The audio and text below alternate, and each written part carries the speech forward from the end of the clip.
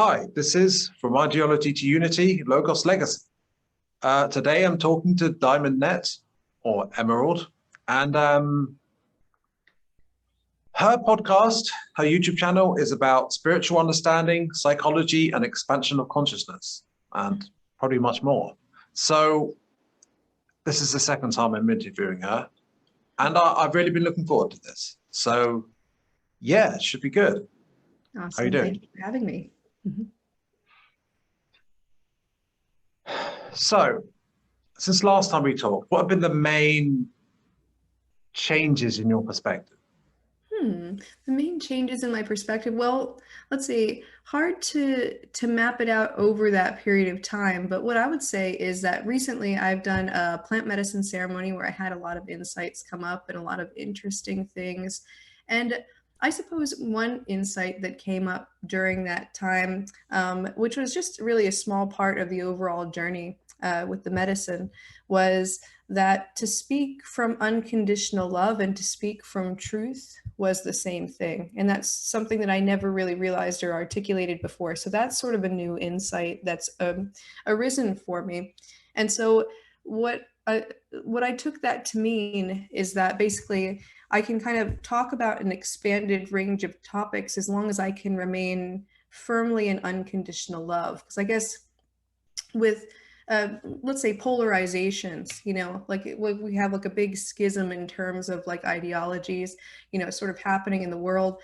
And I'm always at a bit of a loss for how to really approach it, because at once, I myself have viewpoints within that, but then it's like, I know that from the standpoint that I speak of, if I polarize into that viewpoint, it's not necessarily so helpful. And so it's like, really wanting to get at the heart of why that overall thing is happening, why the overall pattern is happening. And the insight that arose in relation to that is that in order for me to effectively be able to speak on these things, that it's very important for me to maintain the practice of unconditional love and to understand that all perspectives come from somewhere understandable. So for example, let's go to something that's not politically polarizing, but something that just everybody would kind of agree is a negative thing. So like, let's say there's somebody who's like a serial killer, right? So there are certain reasons why that person has come to be that way. Maybe physiological reasons come into it, and also different maybe reasons of conditioning and other things. And so ultimately we can look at and say that, okay, this person is doing harmful things, and we can set boundaries with that, and we can kind of decide on this like sort of more symptom-based level how we're going to deal with that symptom. But we can look at underneath that, and we don't have to be unloving to that person, because we can recognize that if I were born, let's say, in that perspective, perhaps I could end up going down that route too. If I had the same life circumstances, the same physiology, the same everything else. Fundamentally, human beings are in this, let's say, what I would say is a state of fragility, where we can end up in a space where let's say, maybe if we were living a different lifetime, we might judge as wrong or bad. And so ultimately, the main difference, I would say, or the main insight that's crystallized is that in order to really understand what's happening at a deeper level, coming at it from the space of whatever is what should be, and acceptance, and to understand fundamentally where certain perspectives and viewpoints and behaviors and things like that are coming from at the deepest level. So,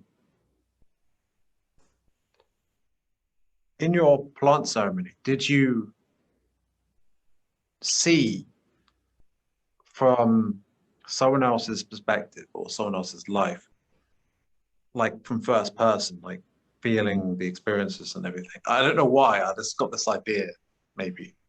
It wasn't quite like that. What it was is like, it's kind of a little bit hard to describe actually. What I would say is it's kind of like tapping into a higher version of myself, like a version of myself that is unconditionally loving. So, and it kind of appeared to me as this kind of androgynous vision. So if you can imagine this kind of human-like, alien-like being, like this is what I saw in my mind's eye. It wasn't like an actual visual hallucination, but I saw this in my mind's eye, a sort of behind the eyes hallucination. And it was clear that it had something to do with my own spirit. And it was kind of like in this space of unconditional love, it just naturally was in that state. And the way that it would look at things is it by its very nature, it wouldn't polarize. It would fundamentally see the holistic thing of what's going on, and to recognize that there's no such thing as a person being in an invalid state of mind. You know, no matter how, again, if we take the serial killer, no matter how radical it gets, there's always a reason that brought them to where they were. And so at once, we don't have to, let's say, if there's some kind of harmful behavior, we don't have to like accept that as an expression. We can go, okay, we don't want serial killing, but we can also go like, okay, what has led this person to come into that perspective, or what's led that person there? And then if we take something more extreme like that and we come into, like, say, things where people just have genuine disagreements of, there's always some reason why someone's come to the perspective that they're in, even if, let's say, on the more polarized political level, one person might say, ooh, I don't think this is a good idea, or I don't think that's a good idea. So if we take it into that more mild spectrum, so it was kind of like this being was like always in this state of unconditional love and always speaking truth. And it didn't have, I guess it was the part of me that didn't have as much skin in the game. So, you know, when you're human, when you're in this like state, it's kind of like when somebody else has a viewpoint that, let's say, maybe impacts you negatively, or it's like, you know, maybe even a person could have like some kind of negative viewpoints toward people who like that, you know, would be like you or something like that. Ultimately, it can be very difficult to see that person through the lens of unconditional love and acceptance, because you have skin in the game. There's like, you know, there's going to be a natural polarization there. But when I was in this state, it's kind of like, regardless of like, let's say if we take somebody who's like, you know, very like, let's say like an incel or somebody who's very misogynistic or something like that. In my typical human state, there might be something very triggering about that and very uncomfortable about hearing people's viewpoints who are like in that group, because some of it can be just outright very antagonistic to women. And so there would be in my, let's say, in my default human state, you know, it's kind of like, oh, this person's viewpoints are going to harm me. This person's viewpoints are going to do this or do that. Whereas in that state, it was like being able to take my own perspective out of it and to recognize that, oh, this behavior is coming from this place. You know, so while I can recognize that perhaps it wouldn't be so unconditionally loving to allow a person with those viewpoints to sort of impact people that they would be targeting out, it's still coming from this fundamental place of, like, let's say, feelings of shame or feelings of unworthiness, and kind of scapegoating and taking that sort of ire and that sort of pain out on another person. And so at once I can recognize the behavior is maybe not so conducive to health and harmony within a society, but I can also recognize that, oh, it's coming from some other place. It's not coming from a place of inherent badness or wickedness or evilness. It's coming from this vulnerability, you know, a really deep, maybe child aspect of themselves that's like sort of lashing out. And so being in that state, that being that showed up in my mind's eye, it's like it always saw past the symptom and could always see the root. And at the root, there's this fundamentally loving nature to humanity. And that's something that came up in a previous plant medicine ceremony too. So it's sort of like all of these intermediate layers of, like, let's say, antagonistic behavior or scapegoating, or, you know, this kind of thing is all coming from a kind of pain, a kind of woundedness. And underneath that, there's a deep desire for connection and to love and to be loved, and the desire for kinship between all human beings. And so it was like the ability to stay in this almost transcendent perspective and to see the love that was underneath all of the, let's say, all of the ire and all of the conflict and all of the, let's say, things like scapegoating and hatred and that sort of thing. Well said. So the only issue, if I could say that, with what you're saying, is that it's these are kind of more very extreme cases. And I see why you're doing that, and it's a fair point. But what's the energy behind more common dogmatic or doctrinal or ideological thinking. For example, I don't know, suppose someone just supports one of the main political parties in a country, let's say the Democrats or the Labour Party, or it could be, any of those sort of things. What's going on beneath the surface?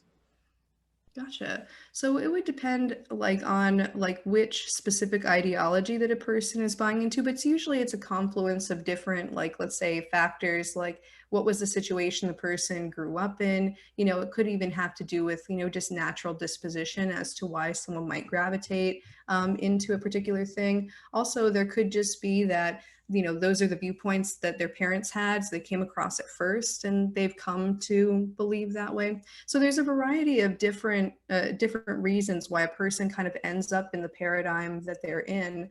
And it's in a sense, we can look at these extremes, so where it's let's say somebody being directly antagonistic, or, even somebody let's say we go way off in the, far, far extreme, like in a serial killer, ultimately it's the patterns that shape them are the same kind of patterns that shape every human being. It's just that it happens to shape them in this really extreme way. Whereas people who are, let's say, more in the average zone are less likely to go off into these polarized kind of things. And so ultimately, we can kind of look at, let's say the supporting of some mainstream political parties is coming from fundamentally the same forces, the sort of the nature and the nurture that leads a person into a certain type of viewpoint.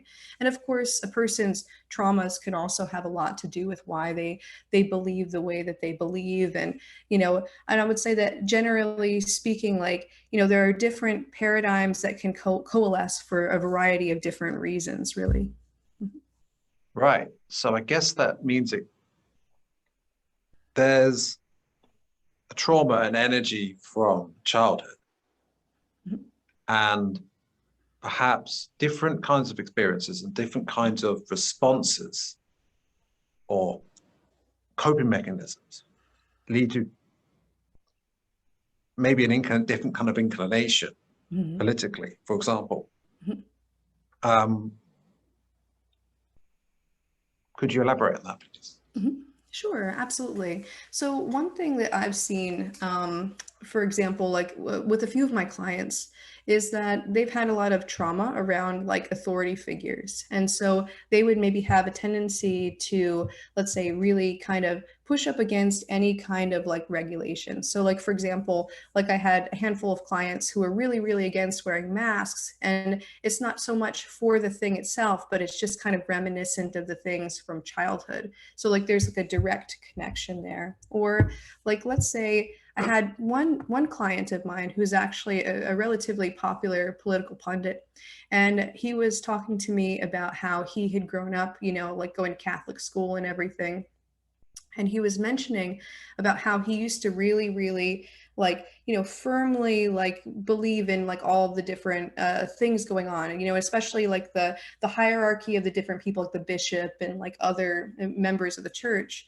And there was one instance that he had mentioned where they had kind of swapped out the rules of something, and this created a situation where he was like, wait a second, this is made up. And so from there, he's become quite, let's say, even in his political punditry, very, very, let's say, very anti-authority, basically. So that's one of the main ways that I could see, let's say, a trauma, or let's say some kind of childhood situation sort of shaping a person toward a particular thing. And so, but it could also lead into the opposite, where a person might experience things that make them a hyperconformist as well. So basically, it kind of just depends in that sense. But of course, you can basically have conformists in either of the two main poles, and you can have people who are fairly rebellious in the two main poles as well. It just kind of takes a different form usually. So I wouldn't say specifically that by itself would lead to one side or the other. It's more like a general orientation to whichever side. So kind of a more rebellious versus a more let's say, conforming nature in either of those parts of the spectrum. Right. So it seems that that's one psychological polarity, and politics might result from that. But there's other maybe psychological or energetic polarities as well, Mhm. and these interplay. What other ones might there be? Let me think.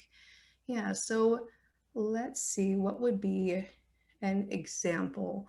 So let's say if there's a tendency to want to maintain stability, right? So let's say that a person grew up in a situation where things were always in a state of constant upheaval, where they never really had a real like set kind of situation. And so maybe the ways that they coped with that was by trying to make sure that everything is planned out and that everything is going to maintain a kind of status quo. And so big changes would tend to make that person feel very uncomfortable because of the trauma they've experienced.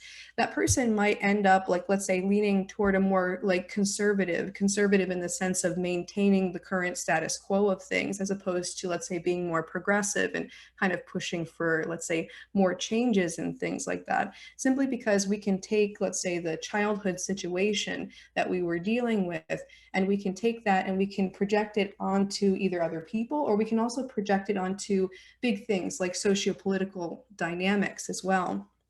So that would be like one example. Let me think about what would be a good example for why someone might lean, let's say, more toward, let's say, a progressive polarity. So it could be something like maybe dealing with certain problems, like let's say with the power structure of the family dynamic, or dealing with some kind of situation where, let's say, there's a real unfair dynamic in the household. So again, it's sort of like an authority figure trauma, and maybe that person might have a tendency to hyper question any kind of social structure, any type of authority structure, and try to push against it in that way. So like that would be an example on the other side of the polarity. Though interestingly, someone like that might end up, like, say, a libertarian or something as well. Possibly, yes, absolutely. Hmm. But of course, there is a difference between Mhm, a libertarian perspective in that sense. I mean, these are just labels, mhm, and a progressive one. I don't get too stuck in the politics, but mhm. um, I don't know where I'm going with this. Let me What do think you think about. of the? So Mhm. you're saying?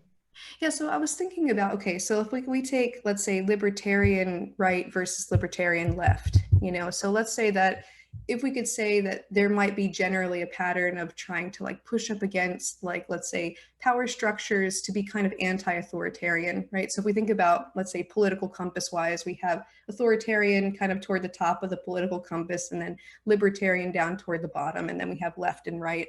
And so you can have left libertarian, you can have right libertarian. And so right libertarian tends to have to do with like basically, a general mistrust of authority, but then also like kind of let the free markets deal with things, and so it's a big, let's say, very much like if you start your own business, like less regulation, like this kind of thing. And then we have over on the other side, sort of more left libertarian, where it's also kind of anti-authoritarian, but tends to be more focused toward like, okay, collectively, so right libertarian tends to be very individualistic in its paradigm, whereas like the left libertarian tends to be more collective and be like, how is this group being treated versus that group? And, maybe pushing against power structures in that way. Mhm. What scares each of them Mhm. differently?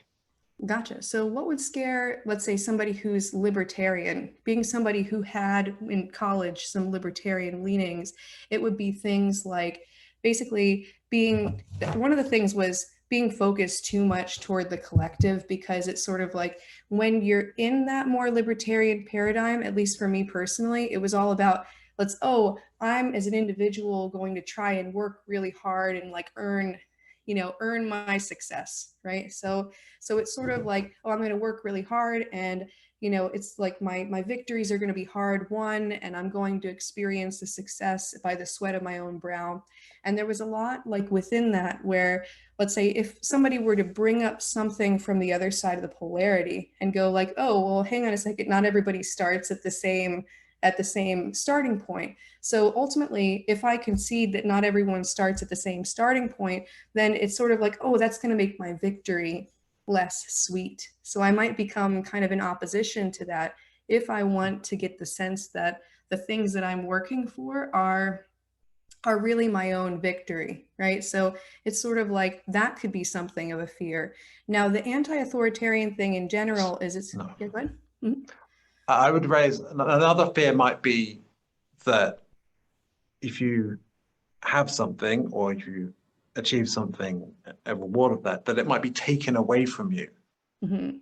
under, and it might make you feel like you're afraid of like, like an authority figure, Mhm. like that taking it away from you subconsciously, like authority figure doing it. And it reminds you of that. Mhm. Because Yeah. maybe that same fear of authority will be expressed maybe as a fear of, say, something like patriarchy or something.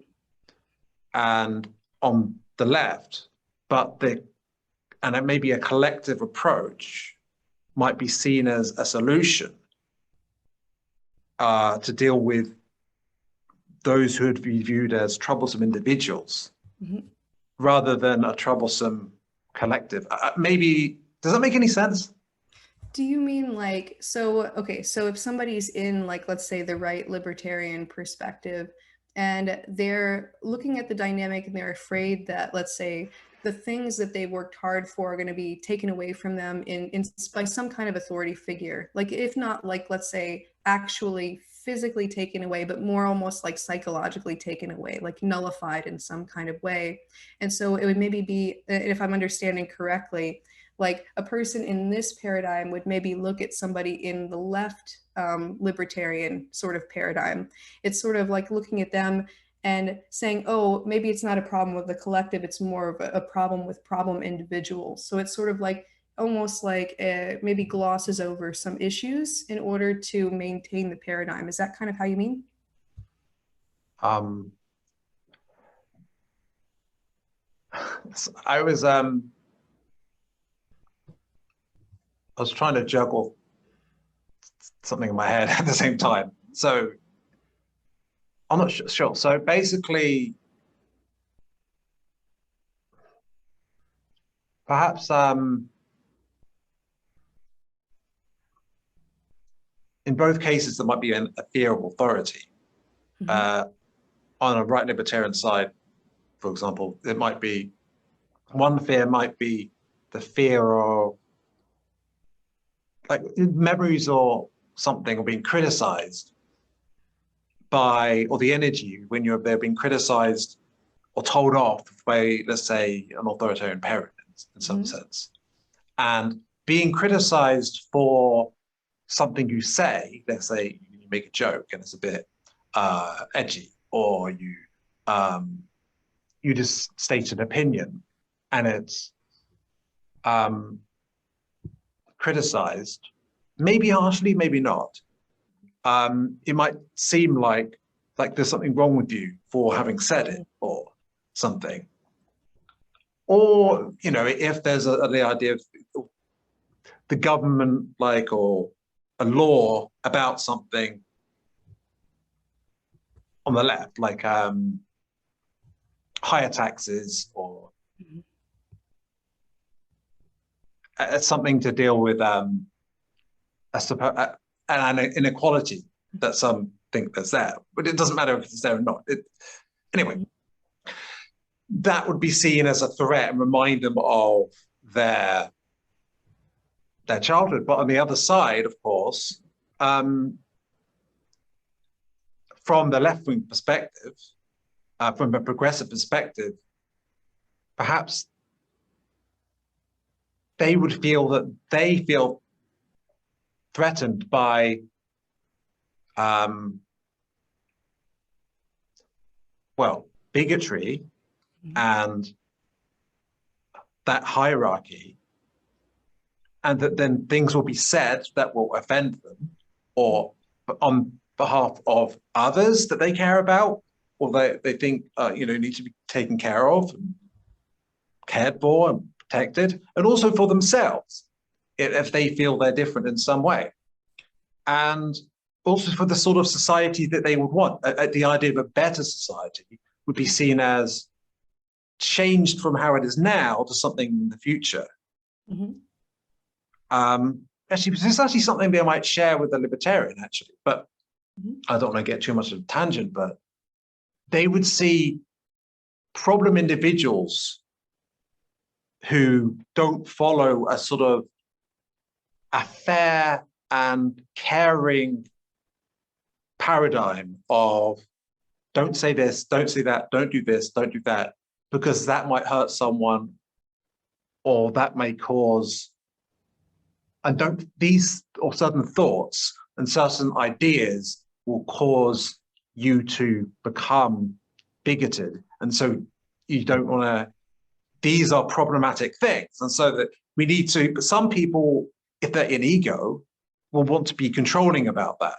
Just as some people in, let's be conservatives, not really be controlling about maintaining stability, right? Mhm. So I guess there's different perceived problems or angles and different perceived solutions, Mhm. individual and collective. If individual's bad and collective is good, then that shapes how you see it. Mhm. Yeah. Absolutely. And I think like a lot of the blind spots tend to come from like not being able to toggle back and forth between individual and collective. Like Mm. so for example, like if we go into a forest and we focus on one tree, like there's something about that perspective that's going to give us a lot of information. We also focus on the one tree as part of a collection of other trees also gives us more information about the situation. What I notice about particularly the perspectives of libertarian right versus libertarian left is it tends to be like the libertarian right tends to be like the individual to the exclusion of the collective, whereas libertarian left tends to be more the collective to the exclusion of the individual. And so there's a difficulty with like toggling back and forth. Now, I think like just as somebody who has more left-leaning views personally, like I know like as being somebody who is in the libertarian left, it's not like what you had mentioned about like it's like not wanting to become bigoted or not wanting other people to be bigoted. That's like an element, and that's more like almost like not necessarily like it's something that's maybe underneath the surface of consciousness, that more individual perspective. It's more focused toward like the collective, like, oh, if these patterns are going on, it's going to like lead into some cascading sort of negative effect. So Yeah. it's sort of it would be less like, oh, is this person individually bigoted, which again can come in as sort of like an undercurrent there. You know, the concern, am I bigoted or is the other person bigoted? It's more like, oh, if we have these certain patterns, is it going to create a tidal wave of effects that's going to impact a large swath of the population negatively? Ha. Mhm. It's interesting that I had a fear before I'd kind of let go to some extent and drop the sword and that's the mentality. I mean, I've still got some residual stuff left over, but I know I've got bias. But like, I felt like there was this cascading tendency for people to, where I was fearing that I'd be more and more on tiptoes and more that more and more like I wouldn't that I don't know like I was afraid of things like meat eaters being a minority who are ashamed and like it was almost a caricature of a fearful idea of like how things could become where there's loads of shaming all the time and you're constantly like having to like say avoid like because I wasn't comfortable. I was scared of so-called cancel culture, right? And for me, that was, and I'm not going to speak for everyone, but I think that there's people get afraid of it, but they're reacting to it, and so they're only seeing it as a threat, and so not really understanding where people are coming from. And there's a sort of you get this either way, right? I don't know where I was going with this. There was a reason. Where was I going with this? Yeah, I guess like okay, so basically with that, like I had mentioned that like let's say the Oh, left side of the spectrum because okay. Mhm. basically, it's a similar thing of fearing cascading consequences for people because it's like, what sort of society would that be to live in? People would suffer under that, and the idea that not just uh, like right-wing people or whatever that even means, right? But that everyone, and you might say, oh, it's like not taking responsibility because it's like blaming all of this, but that and the other. But I do think though, the more you might tell me if you've had experiences as well, that the more you've come to a more neutral, non-dualistic perspective, the more you can see both sides and you can see things. You're literally looking, it's like you're looking down on the political compass from a position where the light shines out further. And so you're not really on one point. You're actually, it's like you're transcending the whole thing. Yeah, so it's kind of like, okay, so it's sort of like you have the political thing going up here, right? So, and this is like where basically you have all the symptoms showing up from like the deeper levels of things. And ultimately, when I look at the politics of things, it has to be engaged with, right? And, you know, I don't necessarily even think it's like good to put yourself smack in the middle. People have different viewpoints for different reasons, and different viewpoints lead to different outcomes. So like on this political level, I think there's always going to be, you know, some disagreements, and there's always going to be some degree of polarization between perspectives and that sort of thing. But what I'm trying to get at, and I've seen a lot of people try to do it on the political level, I don't think it works very well on the political level itself, where basically there's an attempt to go toward the center and say like, okay, half this way and half that way. But it doesn't really work on the level of politics itself. But if you can go underneath and you can see the roots of where people's politics are coming from, which, I mean, some things are just deeply held values.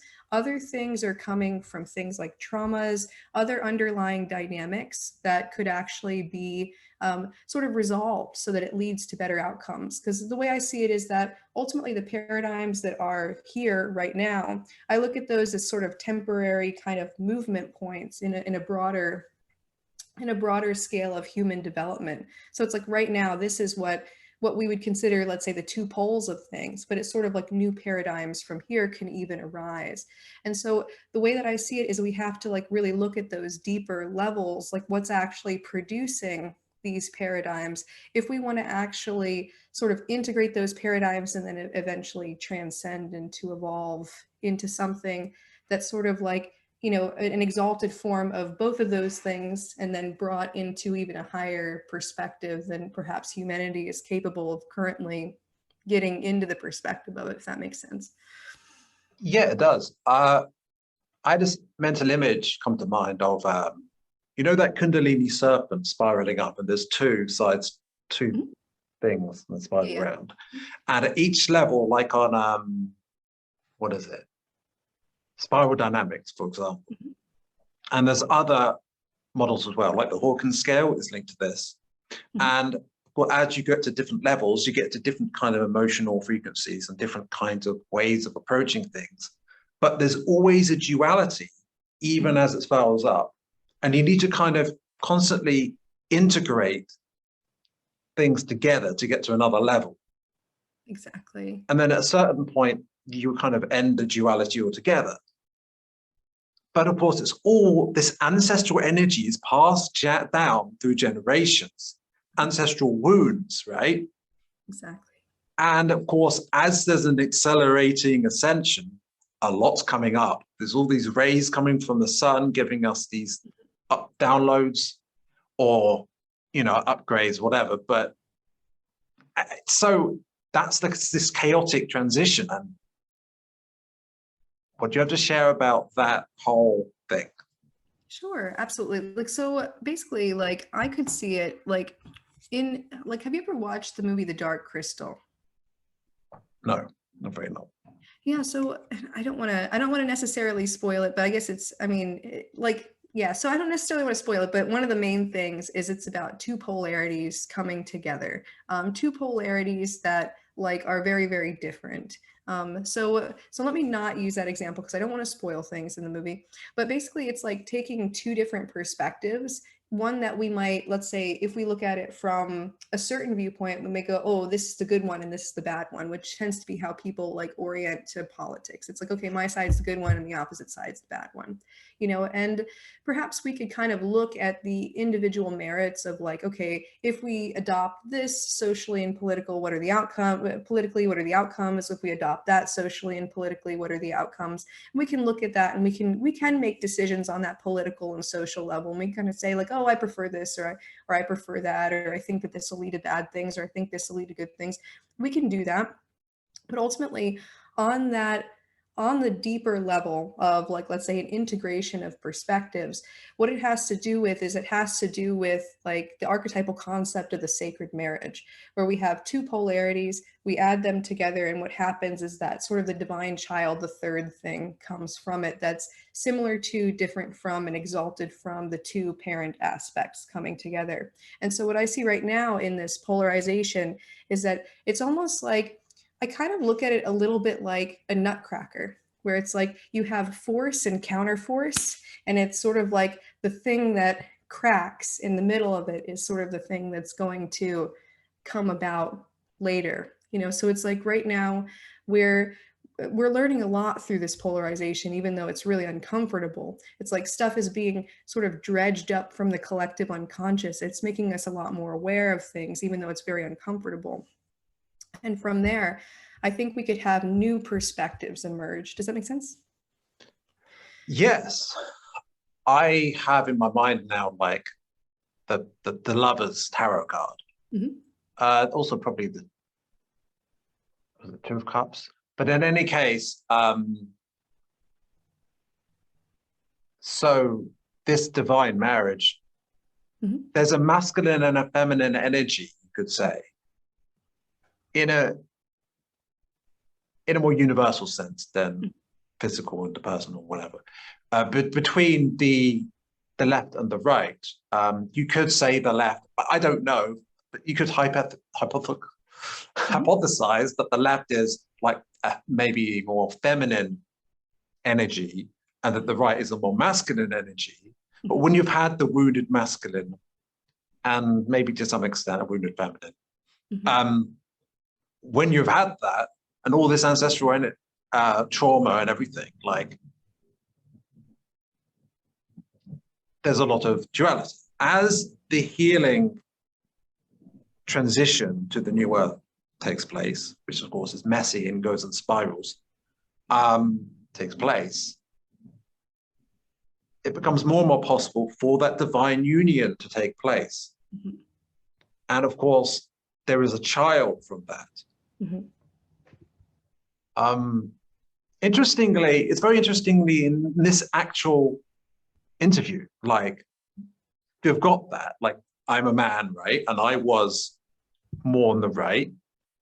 And I've got a little bit, you know, I've got all my experiences from that, and the opposite is true of you. And it's like a microcosm in a way. Mm-hmm. So I know I'm going somewhere with this, but I don't know where to take it. Like this energy is,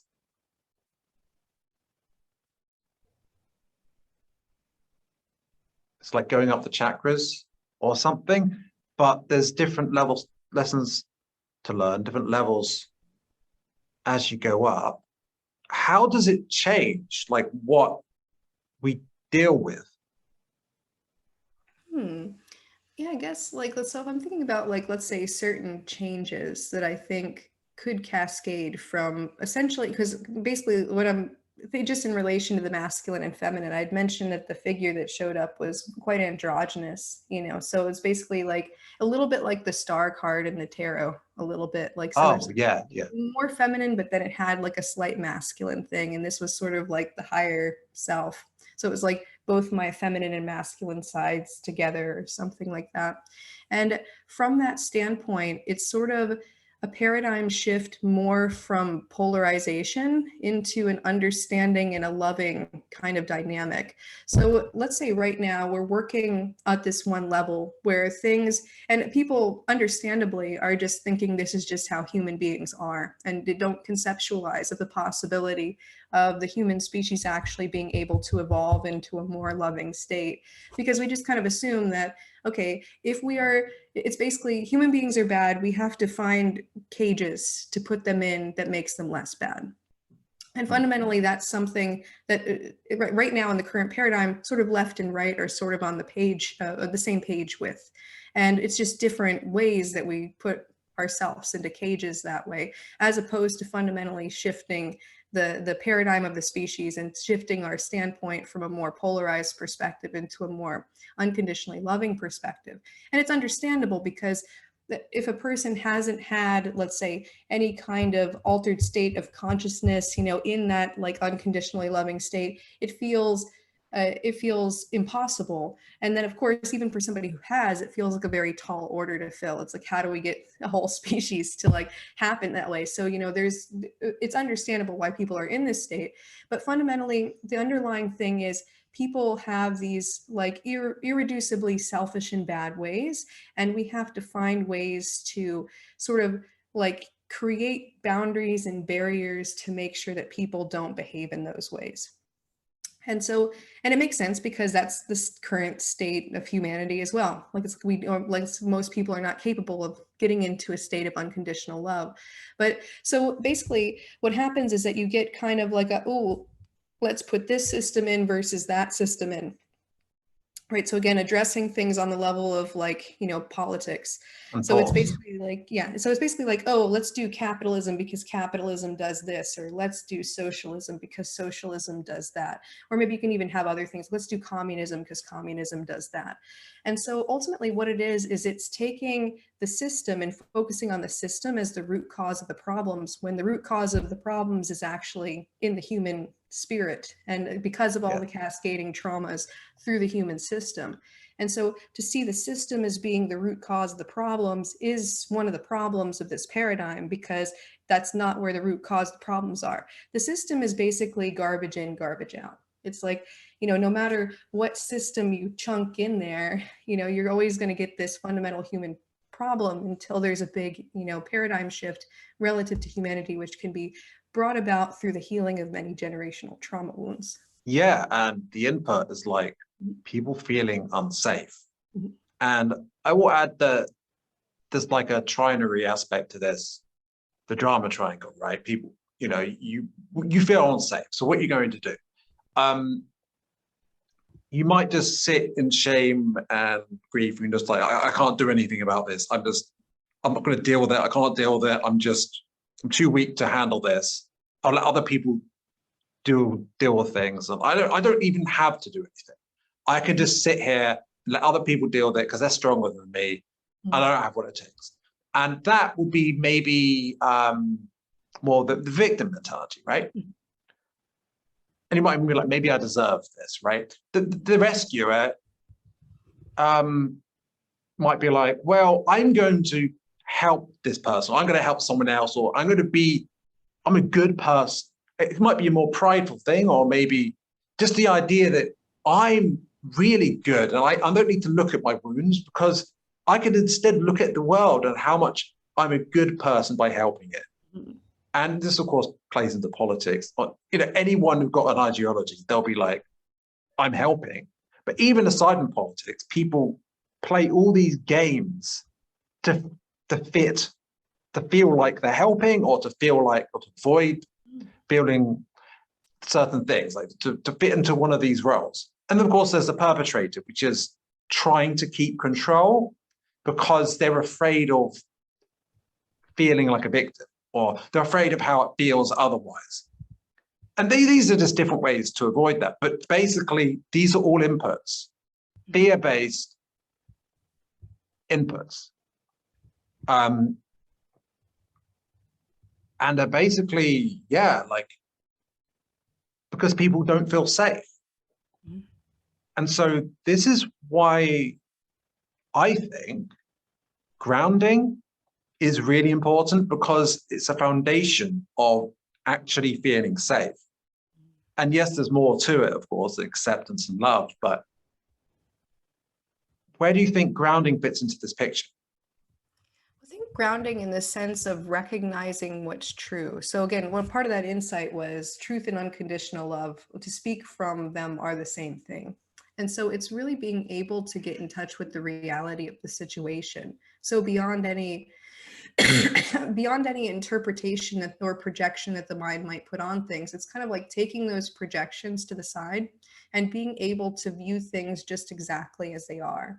And to do so without judging it one way or another. So one of the things that was coming up as you were saying this is, I think a lot of people tend to behave this way to try to avoid feelings of shame, or to try to feel like they're good and not bad, or if they feel bad already, like bad in the moral sense, it's like, oh, let me polarize over into goodness. So it's like this protection and solidification of the identity of goodness to get away from shame. And then ultimately, like, darn it, I kind of like lost the thread of where I was going with the thing before. Darn it.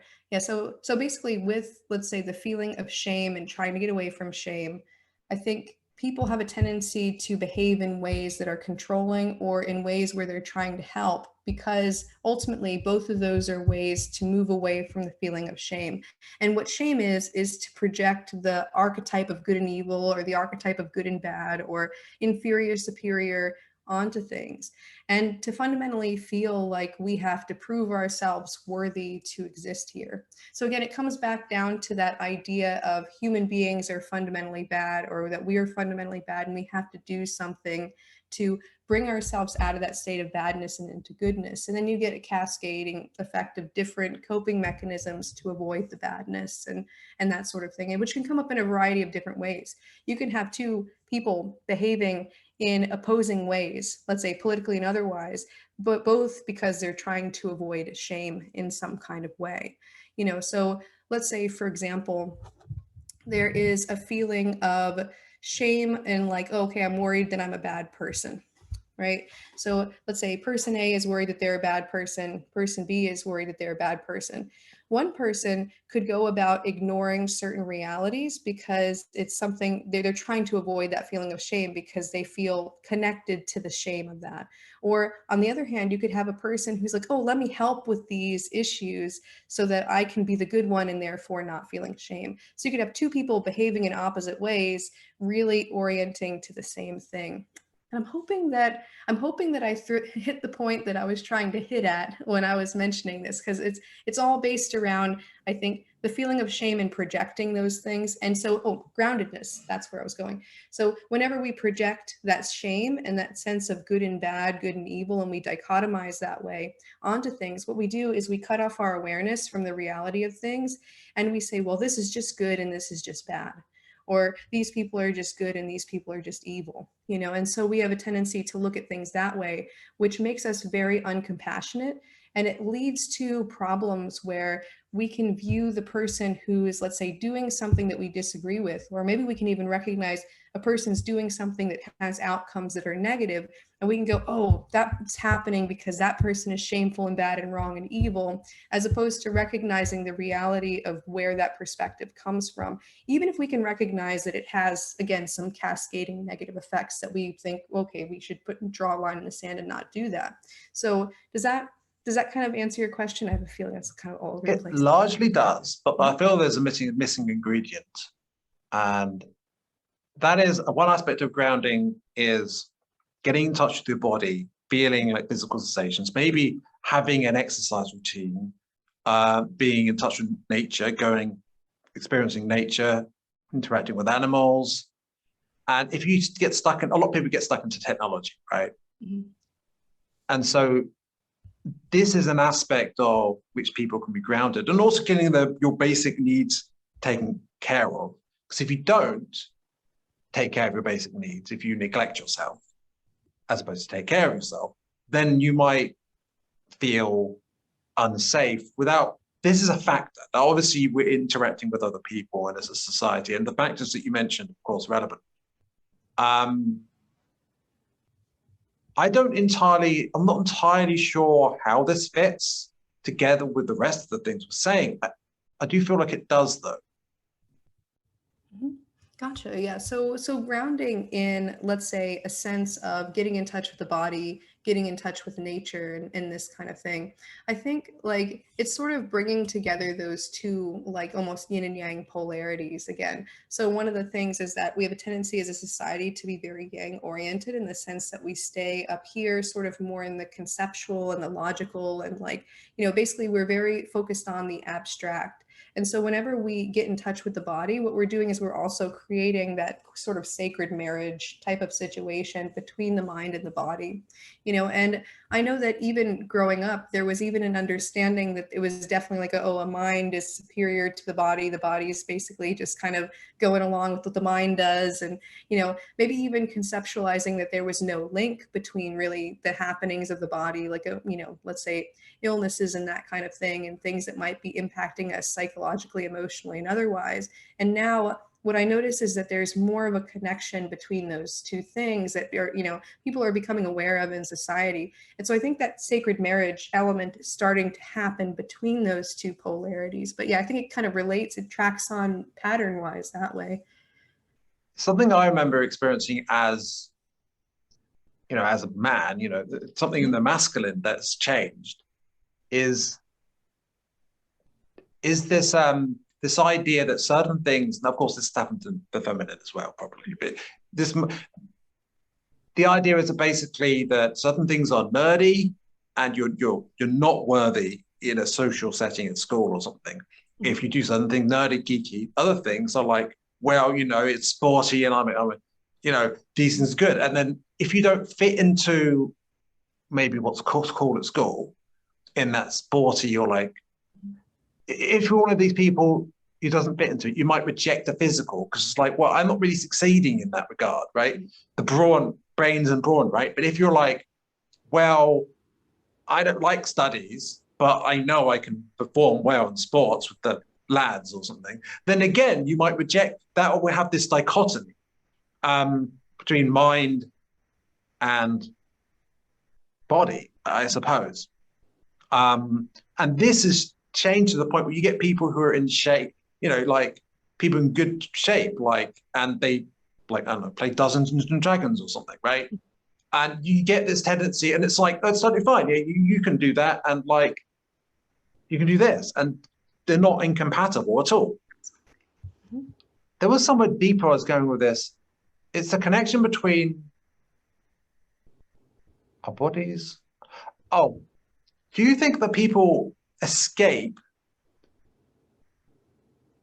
into their mind to avoid trauma? It's not my idea. I've come across this before. Mm-hmm. Yeah, for sure. Absolutely. And it's something that I know is true of myself. So one of the things kind of like along, sorry, sick recently, so I'm coughing a little bit.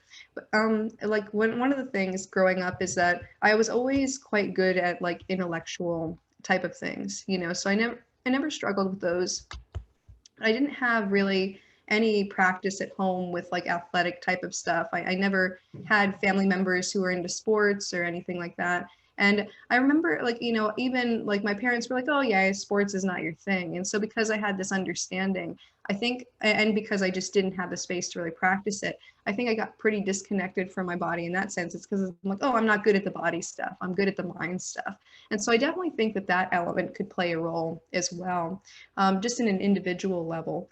Now, in the sense of like, let's say, societally, let's say, because let's say things of the mind, once you get into adult life, it's like you can get better jobs usually, like, if like, let's say you're sharper intellectually, whereas if you are good with the body, there are very few, like, let's say prestigious jobs around that, so like to be, let's say, a famous dancer, or like, a pro sports player or something like that would be the exception.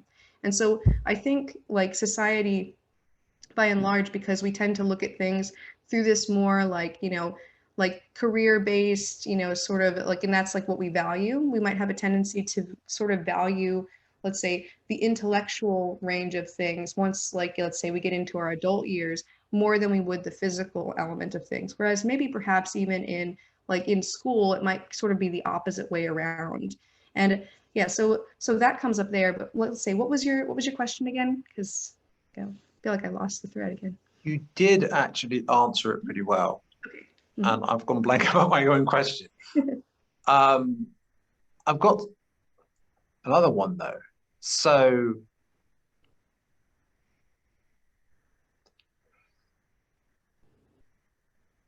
oh, I had this thread. I was going to thread it in, you see.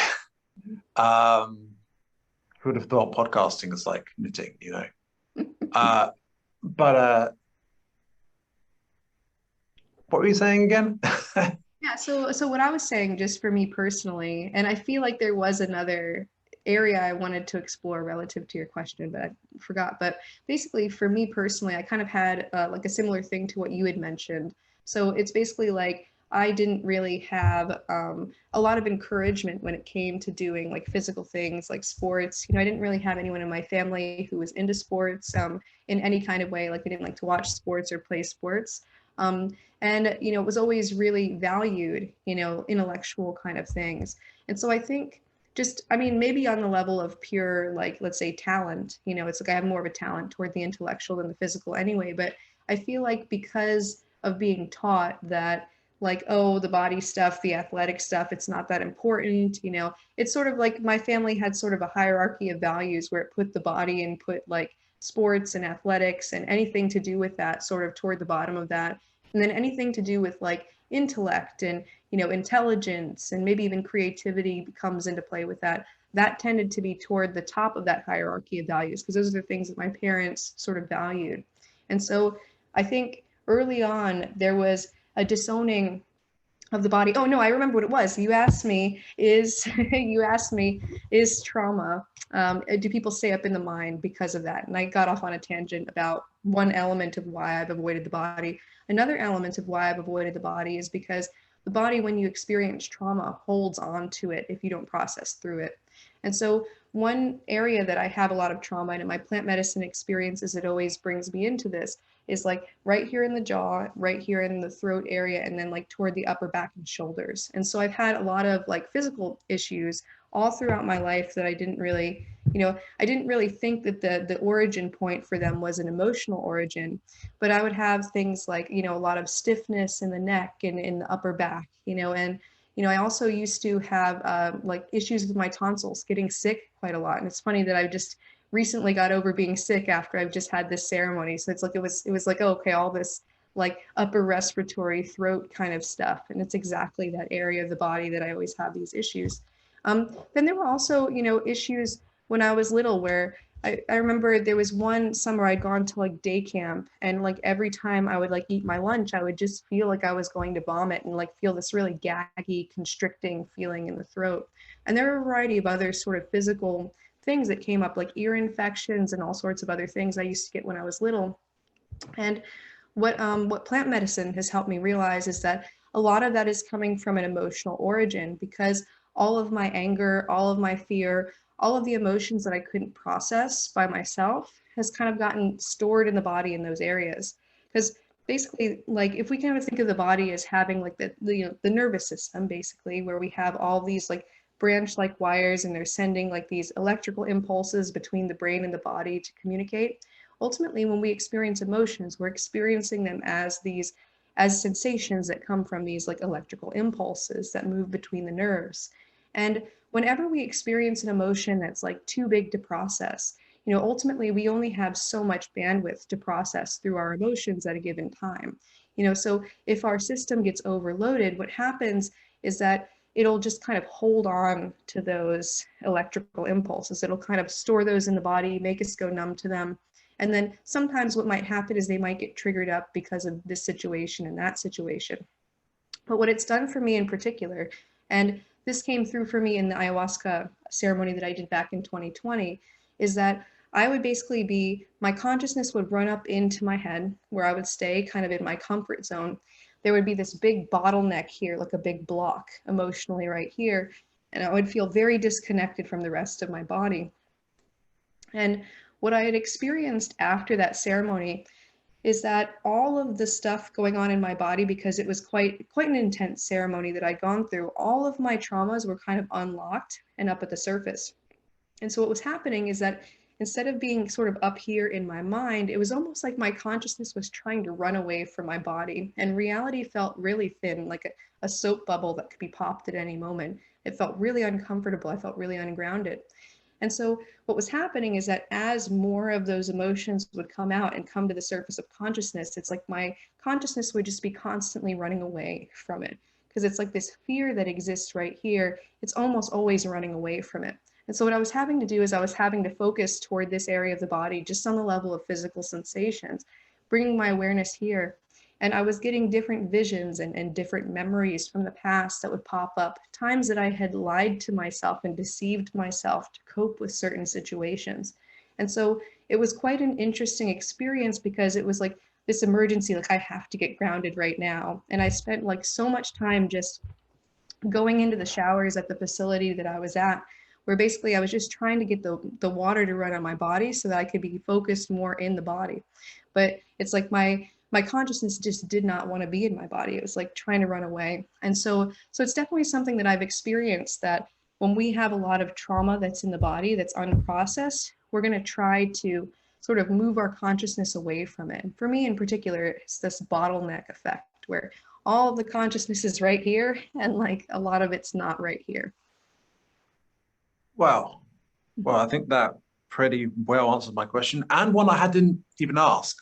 So that's great. Do you think this relates to, this is upward pressure in terms of, or tendency with the frequency collectively, and different sort of, on the Hawkins scale, I have, for example, reason. When you think of Einstein, in the 20th century, you got Einstein, people like that. It's all about the height, the highest height seem to be largely at reason, you could say. Or that's where, you know, that's, anyway, that's like the height of it. Where there are people getting beyond that, but you know what I mean. And there's also the information age. We're now coming into transition to the age of Aquarius. It's more about information, right? And all of that. And so with this tendency, perhaps this escaping into the mind, like what you've experienced, might be kind of one of the energies or related there, this tendency. Mm-hmm. Yeah, can you repeat the very last thing you said? That, okay, essentially that this tendency as societies dealing with these different energies, traumatic, ancestral energies going up in frequency, reason, and I don't know where this would be in this biodynamics, maybe orange, probably, maybe yellow in certain respects. Yes. Systems thinking, but also like where reason is the way you solve problems, and you have rational, evidence-based solutions to things, and you think it all through, and that's in the vogue. You know, that's popular. Like you're smart, you're rational. You're not one of those irrational religious people. You know, you work it out and you base on the evidence, and that's what the priests of the age say is like worthy. You know, the scientists. Well, not, you know, or maybe the media. You know, it's all about the mind, right? And when you get our brightest minds stuck in their head and their trauma, not even knowing it, and ungrounded, and focusing on all this technology and not going outside enough, or maybe not being in touch with their bodies. I'm generalizing. This, it's no wonder, and all this with all this energy coming down and this transition we're in, it's messy, right? Mm-hmm. And I think you've probably experienced that firsthand, haven't you? Absolutely, yeah. So basically, like when it comes to this, I think of the concept of the pre-trans fallacy. You know, so basically what we have is we have like the first stage, which let's say that it's kind of like magical thinking, right? So it's kind of like it's something where we don't necessarily base things on observation, you know, and it's very fantastical. And it's not like like, not as to say that, let's say, things with elements of magical thinking can't be valuable, because I think ultimately there's a lot there that can be gleaned. Like, let's say if we look archetypally at, like, let's say certain myths, or, you know, certain ideas about how things work from a pre-scientific standpoint, there's a lot of gems to be mined there. But let's say if we look at the negative elements of like magical thinking, you know, so being in a state of ignorance and kind of like almost just filling in the blanks with what's going to make sense to us in a very you know, human-centric way, as opposed to the way that things are objectively going, then what happens is that you move from a state societally and individually into a state of like scientific rationalism. And I also associate that with stage orange in spiral dynamics, is that basically we go from this state of we believe it because these are just the stories that we believe in, to, oh, can I observe it? Can it be repeated? You know, like basically, is it a phenomenon that happens, and can we see exactly how it's going? You know, and so it basically is, one of the problems with that is that it can get very stuck in the materialist paradigm, and basically any question that can't be observed directly sort of gets kind of left to the side. So that's one issue there, but it can create a kind of sense of, let's throw out everything that was before that, let's throw out everything intuitive, let's throw out everything emotional, let's just focus toward what's rational, let's focus just toward what we can observe and what the mind can make good logical sense out of. And so what it does is it sort of pares down even our ability to think past and to kind of have more flexibility with the mind. And we also sort of lose connection to our intuition and our bodies, you know. So it's sort of like, oh, emotions, those aren't important, let's toss those out. Or, oh, like, you know, we get these gut feelings, you know, and that's a huge way that we make decisions. In fact, all decisions, we can link them back down to what's going on with our emotions, what emotional states we want to go toward, what emotional states we want to go away from. And so what we do is we end up starting to conceptualize ourselves only in the ideal as rational beings, right? So a person who starts to identify with being a rational person might go, oh, I only make my decisions based off of logic, and I always weigh out the pros and cons, and I make the most logical decision, because they might even be in resistance to using any other form of knowing to make their decisions. But ultimately underneath, even the desire to be logical and rational is coming from an emotional root. It's like, why would I want to be rational? It's like, okay, I want to be the type of person that's in the know. And maybe that makes me feel good about myself, because I can feel like an expert and I can feel valuable that way. And so there can be deeply emotional roots to wanting to only be rational. And so what happens is a person can kind of get stuck in this very narrow perspective where they view only rationality as being a good way to make decisions, and they miss the more emotional elements of themselves. So they kind of cut themselves off at the neck, and they go like, oh, only things that are going on up here are important, and those emotions, those are things that I should really just learn to overcome and to transcend, you know. And then basically the other side of the pre-trans fallacy is the incorporation of things that are not necessarily rational, not necessarily irrational, but more irrational. You know, it's sort of like re-embracing the mystery, re-embracing the body, re-embracing the intuition, and these kinds of things. Yeah, and that's a kind of potential unison of opposites. Mhm. Absolutely. It's, So, sorry. yeah, it's a lot of that. So basically what we have is we have kind of like, we have the first stage, and then we have the second stage. Those two things marry together and create the third, you know. So, and it's sort of the same thing of like, let's take this out of this context. Let's say that we have something like, times before sanitation really existed, you know, before complex sanitation existed. What we had is we had a lot of problems, you know, like where we didn't have medicines to treat certain diseases. We didn't have like soaps to be able to sterilize things. And we had a lot of people dying and getting sick and all sorts of things that came from not being able to treat these diseases. And then you have the second stage, which is like, okay, you know, we have basically pasteurization, we have sterilization, we have all sorts of medicines that we can create. And ultimately, it's a big step forward from what was before.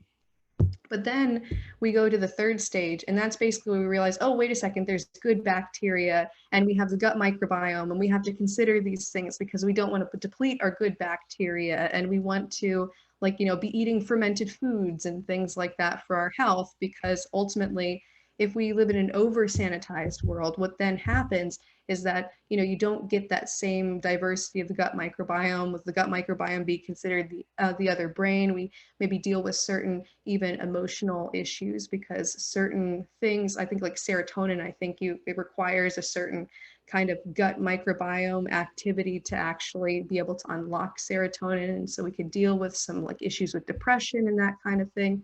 And so basically we have sort of this type of dynamic where we start off, let's say, with the more, let's say, the old ways that we would do things before the scientific, you know, sort of paradigm. Then we have sort of the scientific paradigm being included, and then it's sort of like getting back into and seeing the science within the previous thing and reincorporating it, and, you know, all of that. So basically we have kind of this like two original parent things coming together, creating a let's say something that's similar to, different than, and exalted from the original two parent aspects. Yeah, a synthesis, I suppose. Interestingly, when people are stuck in their heads, like we often have in this age, let's say we get to come back to politics, and let's say there are people debating, right? And they're all like, I'm using logic, and both are like into the idea that they are logical and rational, and while repressing their own emotions. So what will happen is, you know, for example, on one hand, you could say, take Ben Shapiro, right? You know, facts don't, you know, was it? Facts don't care about your feelings, sort of thing, right? I'm just debate, not what's, you know, rebutting or like destroying libs or whatever, like using logic to just disprove everything and like, got them. And then there's the other side, like those irrational right-wing religious people are just nutty, and they actually think tradition makes sense. Like there's no evidence for tradition at all, right? Idiots. I'm obviously I'm stereotyping both sides. There's much more to it than that. But from actually any political perspective, you can basically get someone who's smart, who's thinking things through. They've got their viewpoint that emotions subconsciously make them inclined towards and they're attached to, and they're projecting onto the other person. And all that repressed stuff is basically playing into the dynamic of people arguing with each other collectively, triggering each other, like again and again. Absolutely. But at least that means we've got plenty of opportunities to learn. So For sure. And I suppose one thing that I would say, because oftentimes it's like you're being irrational, no, you're being irrational. And ultimately the roots of the reason why human beings do everything that they do are fundamentally, maybe rationality comes into it, but the roots are non-rational. The roots are always kind of like in this emotional space. And so I would almost say that people would get a bit further with their discovery if they said, no, I'm actually like, I'm being very emotional right now. It's like, it's not like necessarily a bad reason to feel a certain way about something, you know. So for example, if like, let's say I take somebody, and again, I don't know if this is Ben Shapiro's motivation, but like, let's say, for example, let's say with his paradigm, you know, so think about him as somebody who's kind of religious, you know, so who has a lot of traditionalist like viewpoints.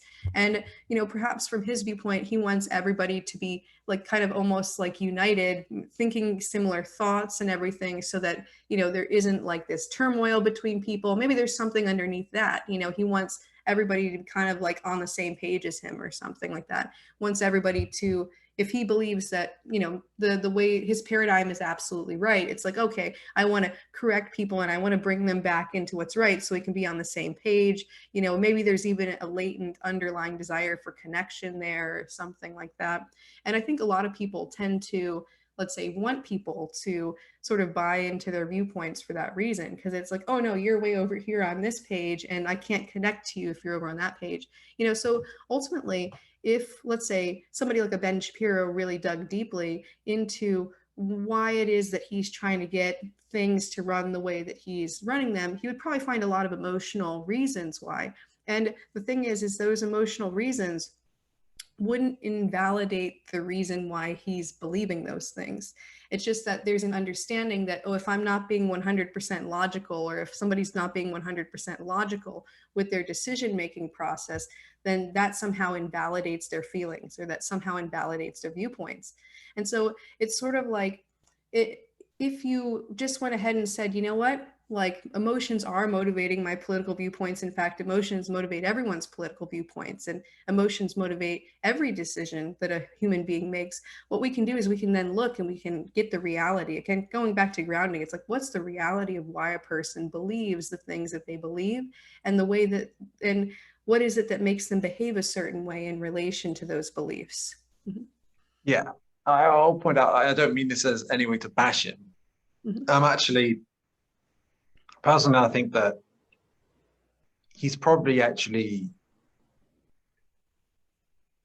he does seem to be more, honestly, in my opinion, more moderate than people think, in certain ways, just because, I mean, I used to like watching his videos. Now I don't really pay attention to him either way. But there's definitely more polarized figures. It might not seem that way, but yeah, I don't think he's like full on like Bible basher or anything. Like, Oh yeah, absolutely. I don't think in any case, like, I think that maybe we can tie it together and come to a close soon. So, like, what do you think, like, the core theme, or like a core thread, key threads to like bring it together would be? I don't know what I'm asking, but yeah. So I suppose one thing is, just, I guess, in terms of, let's say, societal evolution and the evolution of viewpoints and ideologies in society, is that, like, we talked a lot about, let's say, the two polarities coming together and creating something else. So sort of that sacred marriage, divine child, and that divine child is ultimately very different from both of the parent aspects, but has some similarities to it. So that's one thing. I think also it's getting to the real truthful root of why people believe the things that they believe, why they behave the ways that they behave.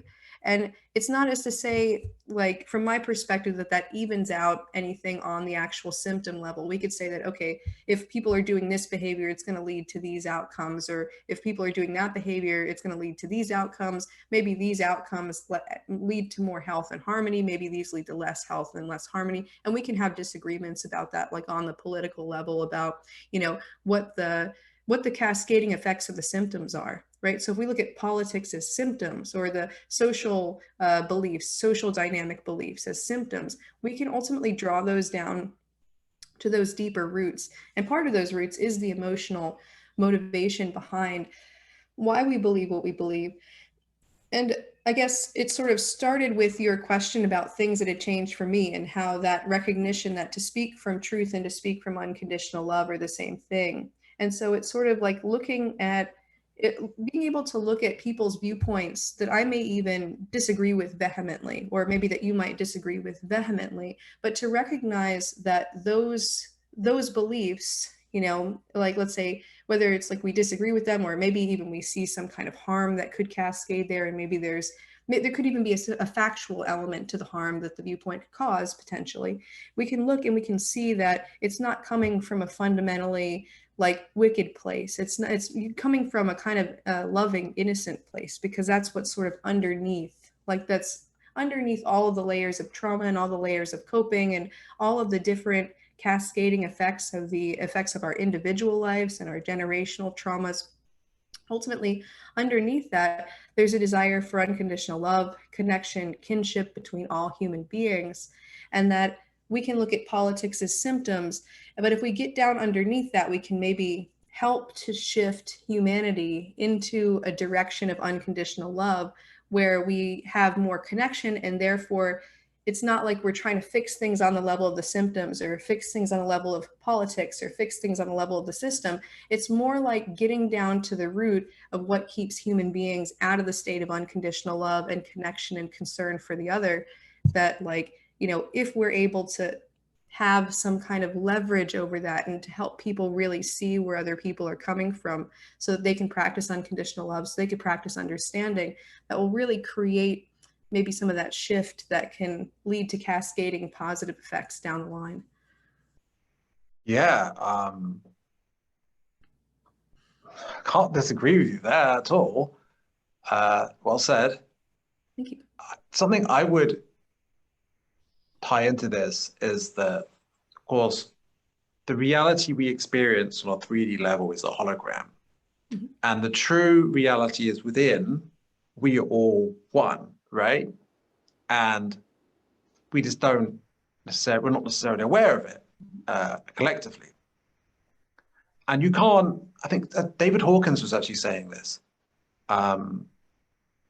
He's behind the Hawkins scale. He did some quite good research about, or kind of scientific research almost about spirituality. It's really interesting. So, what was I saying about David Hawkins? Yes, he was saying that you can't really fix a problem in the world of results, right? Mm-hmm. That the true causation isn't a linear set of A causes B causes C causes D. It's actually like there's a seed with the whole sequence, like a little story. Mm-hmm. And that story is like attracted by energy fields of different emotional frequencies into playing out on the hologram based on the internal energies. And so it's attracted, and then it plays out. And then there's different almost archetypal stories, but which one you get happens. And then based on that, it plays out according to a sequence, even though time isn't really there. And if you just try to fix the hologram, keep trying to change the hologram so it's right, then of course that doesn't change anything, because you need to resolve. The solution is in the human heart. Mm-hmm. So, Absolutely. yeah. It's like, yeah, it's sort of like you have the tree, and maybe the tree represents the problem. And it's sort of like, oh, I'm going to start pinpointing, oh, that's a leaf, that's a leaf, that's a leaf, that's a leaf, and pick the leaves off, pick the leaves off. And it's like, we don't really fundamentally do anything to it on that level. It's a little bit like Hercules trying to cut off the head of the Hydra only to have 3 more grow in its place. You know, it's sort of like when we deal with things on the level of symptoms, it's like, even though the symptoms are the thing we look at and go, whoa, that symptom is so harmful. Again, it's the head of a Hydra, right? It's like, we don't want to get bitten by the head of the Hydra. And on some level, we do have to deal with the heads of the Hydra. But if we think that just cutting off the head of the Hydra is going to fix the problem, then ultimately we're going to end up with is more and more of the same problem, because we're not dealing with the issue at the deepest roots. We're dealing with it on the level of symptoms. It'd be like if we have a sickness and then we try to, you know, suppress the fever. It's like, it might seem like things get better, but it just pushes the symptom under the surface only to have it spring back up in a much worse form, festered, and, you know, all of that. So it's sort of like you push it down into the shadow and it comes back up as a much more intimidating monster. And so I think this tends to be the problem politically that people are dealing with fundamentally, because what they're kind of stuck in this symptom level, because it's sort of like, oh, left versus right, you know, the political arguments that are coming up. And on some level that has to be engaged with. We can't completely abdicate what's going on there. But I think it's sort of this idea on both sides that the solutions are going to come at that level. And ultimately, if we expect for, let's say, solutions to come at the level of the symptoms, or for major, you know, revolutionary changes to come at the level of the symptoms, ultimately we'll either be disappointed or potentially could lead to quite harmful outcomes. And so it's sort of like, can we actually address the root cause? And there's also sort of a misdiagnosis of root causes happening as well. So For example, like it's like to think about, oh, the system is the root cause of the problem. So maybe it's something like capitalism or patriarchy, or maybe it's socialism, or like just we could throw out any kind of system, right?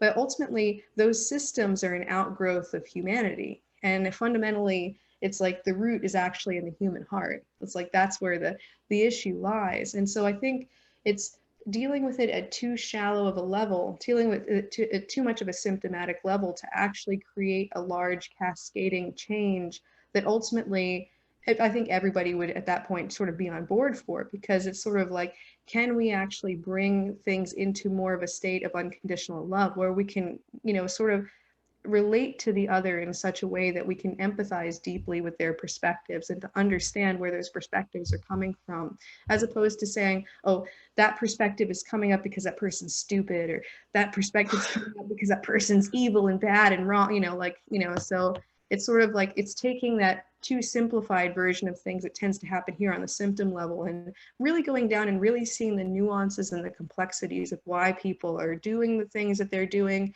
And even if we recognize that the symptom might objectively lead out to negative consequences, we don't have to then say, oh, that person's bad. What we can do is we can say, okay, we can draw a line in the sand and we could say, okay, we shouldn't do this politically, socially, otherwise. But then we can go, okay, well, what is it that's creating that issue? So if we find that there's like an uprising of authoritarianism or something like that, and so like let's say, okay, I can recognize that if I look at the group of people who are being authoritarian, and I could say, okay, well, clearly authoritarianism is going to lead to a cascading like laundry list of problems socially if we greenlight that, right? So we don't have to enable that kind of thing. We could say, nope, we're drawing lines in the sand. We're not going to allow this type of thing to happen, right? So we could do that. But then if we look at the people who are kind of on board for the authoritarianism, right? Or we look at the political figures even that are behind the authoritarianism, we can look and we can go, what is it that leads a human being into resonating with that? What is it that makes a human being susceptible to authoritarian ways of thinking?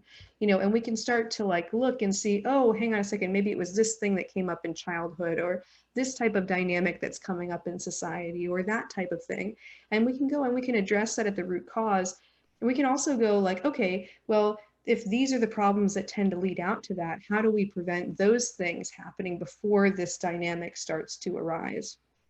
And we can also look at what are certain emotional things, so for example, maybe it's loneliness, so people get on board for some kind of authoritarian cause because it's like, oh, I feel like I'm doing something with a group of people and we're all connecting together because I felt lonely otherwise, so it could be something that's totally unrelated to the expression that it's taking over here, so yeah, it's sort of like looking and having genuine compassion and unconditional love for people who even end up in, let's say, doing things that might lead to harmful situations, so that we can, instead of saying, oh, those are just the evil people and we just got to get rid of the evil people, which of course leads to just more problems and more authoritarianism, and like it tends to like sort of become a viral mess at that point in time.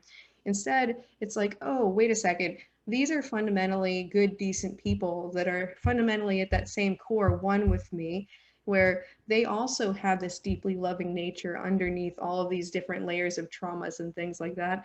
And being able to, for the benefit of them and for the benefit of society, to be able to essentially look at that issue, see it for what it is, and potentially like have different solutions that come in, not in the form of like force, in the form of like real genuine love and connection and all the things that human beings need in order to, basically be in a state of connection with one another, where we're not like, where we don't cause a lot of issues because we feel disconnected from the rest of the human system. Yeah, so I think that more or less summarizes what we've been talking about. So I don't really have much to add. Well, I have to say I've had a really nice conversation with you, Awesome. and Yeah. I'm sure anyone who's still listening had a great time. So yeah, maybe I could I probably would want to interview again because For it's sure. enjoyable. So yeah, without further ado, have a great day and bye for now.